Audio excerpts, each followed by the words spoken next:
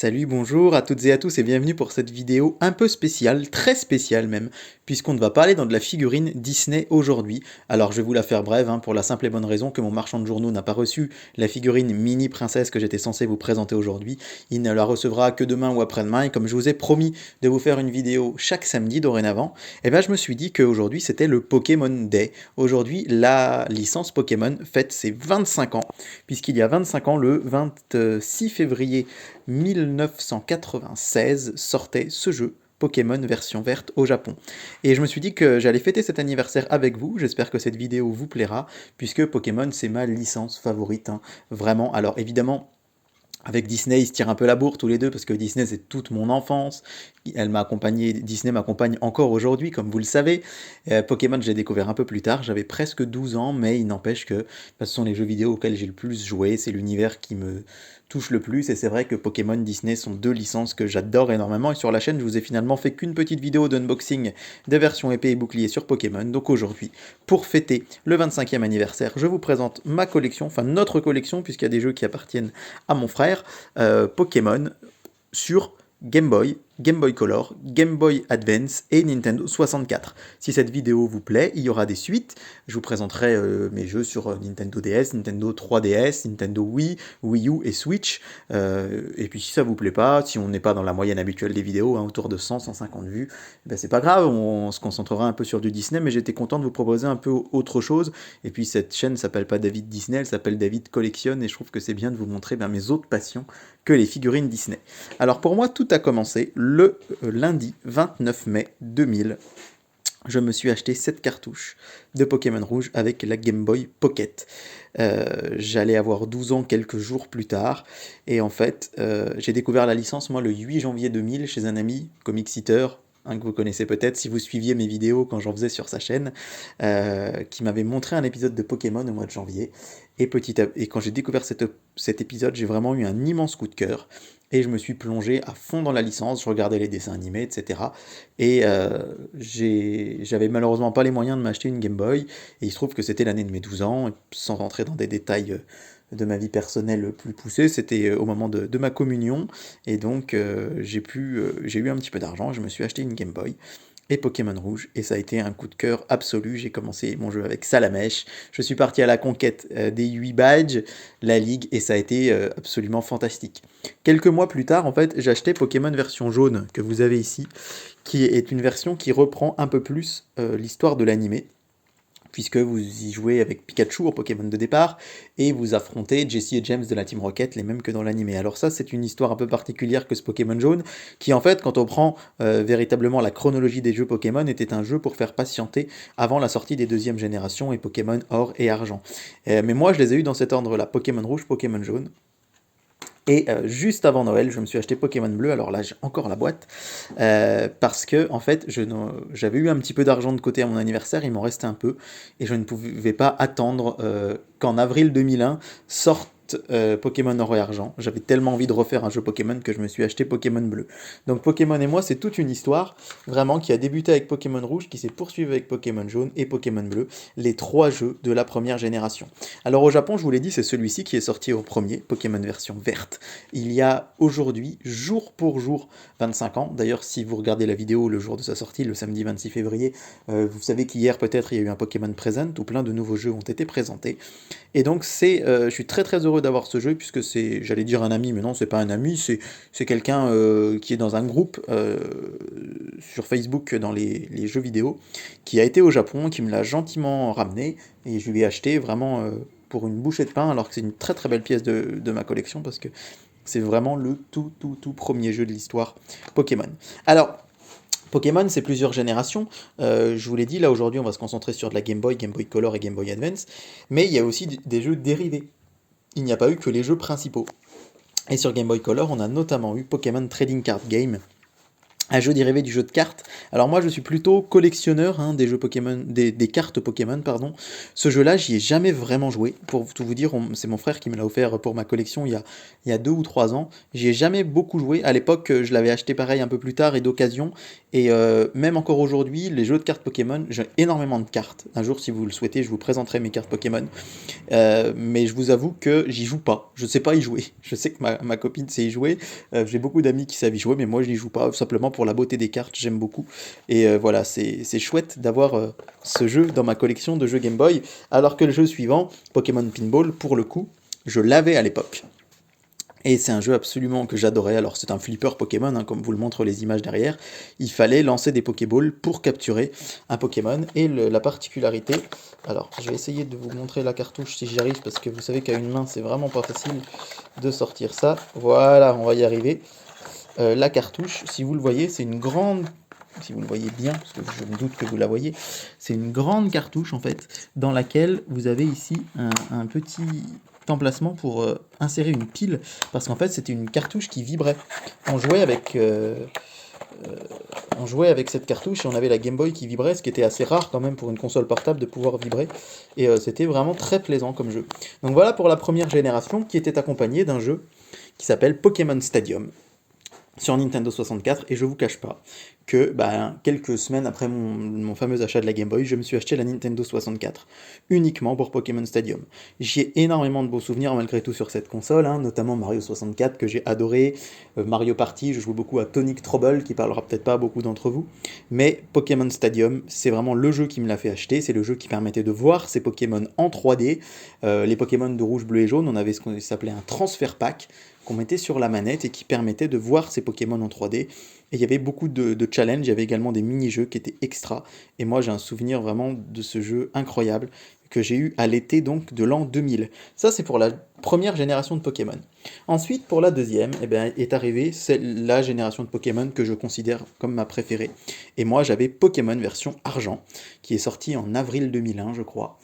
Et encore aujourd'hui, je peux vous dire que les jeux de la deuxième génération de Pokémon sont toutes consoles confondues et tout support confondu, mes jeux vidéo préférés. Je n'ai jamais pris, je pense, autant de plaisir et de bonheur même à jouer à des jeux Pokémon qu'à Pokémon Or et Argent. C'était absolument incroyable. 251 Pokémon, 16 badges, la possibilité de retourner à Kanto. Et cette cartouche, je la chéris particulièrement parce que voilà, j'y ai vécu vraiment des aventures absolument incroyables avec elle. Et avec ce magnifique Lugia, donc sur la boîte de Pokémon Argent. Mon frère, qui est un peu plus soigneux que moi, avait bien conservé sa boîte à l'époque. C'est donc Pokémon version Or, lui, qu'il avait. Alors, les jeux qui appartiennent à mon frère ou qui sont à moi et qu'il a voulu protéger, certains ont des sleeves autour des boîtes en plastique, ce qui donne le côté particulièrement brillant pour éviter qu'elle ne s'abîme trop. Donc là on peut voir, comme vous le voyez, un petit peu plus de ce jeu, et voilà, rien qu'à écouter les musiques de Pokémon Or et Argent, j'ai une nostalgie incroyable. C'était vraiment une époque formidable, et j'adore ces jeux vidéo, vous n'êtes pas au bout de me l'entendre dire. Et la troisième version, alors celle-là elle est à moi, Pokémon version Cristal, qui regroupait les deux jeux précédents. Donc en fait c'était Or et Argent en un peu mieux, avec pour la première fois la possibilité de jouer un personnage féminin, avec des Pokémon qui étaient animés, et dans les versions japonaises la possibilité d'avoir Celebi. Il faut savoir que cette version elle était faite d'abord au Japon pour une utilisation avec le téléphone portable. On pouvait jouer en connectant ces vieux téléphones portables des débuts des années 2000, et on pouvait échanger des Pokémon avec des gens qui se trouvaient très loin, qui avaient aussi ce système-là. C'est ce qu'on retrouvera bien après avec le Wi-Fi et la GTS dans Pokémon Diamant et Perle. Mais en tout cas, vraiment pour moi, c'est vraiment un gros coup de cœur que ce Pokémon Crystal et que cette deuxième génération, qui était accompagné de Pokémon Stadium 2. Alors là, moi je l'ai en version simple, mais mon frère dans sa collection a la version japonaise, et je voulais vous la montrer parce que je trouve la boîte absolument splendide. J'ai d'ailleurs un ami qui a eu chez lui une PLV que je rêverais de vous montrer, une PLV superbe de Pokémon Stadium 2, et vraiment c'est une pièce absolument incroyable. C'est comme Pokémon Stadium 1, la possibilité de faire jouer ses Pokémon en 3D, mais évidemment cette fois-ci dans le contexte de la deuxième génération de Pokémon, plein de mini-jeux, et c'était vraiment chouette. Et avec tout cela, on avait aussi Pokémon Snap que j'ai eu il y a pratiquement 20 ans jour pour jour, puisque mon petit frère est né le 22 février, et pour ses 8 ans, on lui avait offert Pokémon Snap, ce jeu de photo Pokémon, que j'adore aussi, qui est absolument dingue. Alors je sais, j'use d'énormément de superlatifs, mais je vous l'ai dit, c'est ma licence préférée. Si je devais vous montrer, moi je sais pas, Call of Duty auquel j'ai jamais joué ou GTA, je serais beaucoup plus mesuré, mais n'attendez de moi aucune objectivité dans cette vidéo, puisque ben voilà, j'adore Pokémon, je suis fou de Pokémon. J'aime pas tous les jeux Pokémon, hein, mais là, les plus anciens, ça ravive, je dirais, tellement de nostalgie en moi que, encore une fois, je crois que je ne peux pas être objectif. Et voilà, Pokémon Snap, dont une suite va sortir. Je crois, j'ai plus la date exacte, mais fin avril, il me semble, sur Nintendo Switch, Pokémon Snap 2, enfin, ce jeu où vous pouvez prendre des photos de Pokémon. Alors là, vous avez vraiment un aperçu des deux premières générations de Pokémon, et puis après, à l'été 2003, sont arrivés Pokémon Ruby et Pokémon Saphir. Moi, j'avais la version Ruby, mon frère la version Saphir, et là, pour le coup, je les adore aussi. Je vais peut-être me faire quelques ennemis dans cette vidéo si je vous dis que la quatrième génération, celle qui a suivi de Diamant Perle, qui est peut-être l'une des générations favorites du plus grand monde, était loin, vraiment loin d'être mes versions favorites. Et pour le coup, Ruby et Saphir, j'ai adoré. Alors, pas autant peut-être qu'Or et Argent, mais quand même.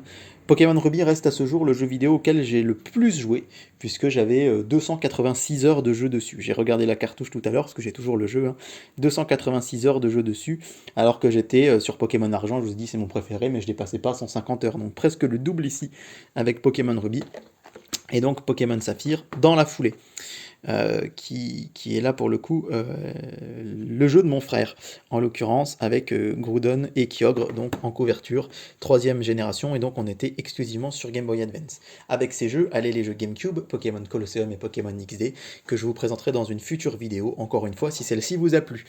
Le 1er octobre 2014, je m'en souviens très bien, sont sortis Pokémon Rouge, Feu et Vert-Feuille. Pour ma part, j'avais choisi Vert-Feuille, puisque comme je vous l'avais dit, j'avais la version rouge à l'époque, et comme ça, mon frère a pu faire la version rouge, et moi j'ai fait la version verte. C'est donc sorti le 1er octobre 2004, comme je vous le disais, et la particularité, c'est qu'elles étaient vendues avec un petit boîtier que vous voyez ici, un petit boîtier sans fil qui permettait d'échanger des Pokémon sans le câble Link. C'était une grande première à l'époque. Je vous rappelle, si les jeux Pokémon sont divisés en deux versions, c'est évidemment, il y a un côté commercial, mais aussi un côté collectionnite, hein. Le créateur de Pokémon, c'est Satoshi Tajiri, qui était un grand collectionneur d'insectes et qui, avec ce câble Link, voulait donner aux gens ben voilà, l'opportunité de s'échanger des Pokémon et de créer du lien. Finalement, Pokémon, c'était un peu le premier réseau social avant l'heure, puisqu'il fallait s'échanger des Pokémon, on parlait, on discutait. Et donc, petite révolution avec la sortie de ces jeux Game Boy Advance, qui possédaient donc cette possibilité de communication sans fil, et donc de s'échanger des Pokémon sans fil, avec ce petit adaptateur Wi-Fi, après, qui sera directement intégré après dans les Nintendo DS, donc on n'avait même plus besoin de ce genre de choses, et donc Pokémon Rouge et Vert qui reprennent les couleurs originales, hein, puisque au Japon, Rouge et Vert sont sortis ensemble en 96, et Pokémon Bleu est sorti un an plus tard avec Tortank sur la couverture. En 2005, apparaît Pokémon Emerald, troisième version, hein. Le triptyque il est là, Ruby, Saphir, Émeraude, de même manière que vous aviez bleu, rouge et jaune, et or, argent et cristal qui était la troisième version, et bien là la Pokémon Émeraude, mais en avant le Pokémon Rayquaza, il est sorti, si je ne dis pas de bêtises, fin 2005, donc un an après Rouge Feu et Vert Feuille et 2 ans après Ruby Saphir, un retour dans la région de ON avec notamment le Battle Frontier, dont vous voyez une petite image là avec un Sévipère qui ouvre la bouche, cette zone de combat très compliquée mais vraiment hyper amusante. Alors j'ai un peu moins joué à Pokémon Emerald, mais comme je vous l'ai dit, j'avais vraiment poncé jusqu'à l'os Pokémon Ruby. J'ai beaucoup joué aussi à Pokémon Verfeuille, alors quand je vous dis que j'ai un peu moins joué, je l'ai quand même terminé, mais la particularité c'est que dans Ruby, c'est la première fois que je complétais vraiment 100% le Pokédex d'un jeu. J'ai jamais utilisé moi d'Action Replay, qui étaient des petites cartouches de triche si on peut dire, qui permettaient d'obtenir tous les Pokémon, mais là vraiment de façon legit, avec mon frère, on avait complété le Pokédex. Ce que je n'ai pas refait après, avant très longtemps. D'ailleurs, je suis en train de me dire que là, je l'ai fait dans Épée et Bouclier, je suis pas sûr de l'avoir refait depuis. Entre les deux, je veux dire. Et donc, Pokémon Emerald, j'y ai joué quand même une petite centaine d'heures, si quand même vous en conviendrez. Déjà pas mal du tout. Et puis, vous montrez également ce jeu, Pokémon Pinball Ruby Saphir. C'est la suite de Pokémon Pinball qui est là. Donc c'est un jeu qui est sorti, je me souviens plus trop, à cette période, et c'était vraiment aussi très très chouette. Et enfin, Pokémon Donjon Mystère, qui est un jeu génial, qui était sorti à la fois sur Game Boy Advance et sur Nintendo DS, mais on y viendra la prochaine fois. Voilà, j'espère que cette vidéo vous aura plu. C'était du Pokémon, c'était de l'hors-série. J'étais très heureux en tout cas de vous la présenter, et je vous souhaite à toutes et à tous un excellent week-end. Merci beaucoup et à très bientôt sur David Collectionne.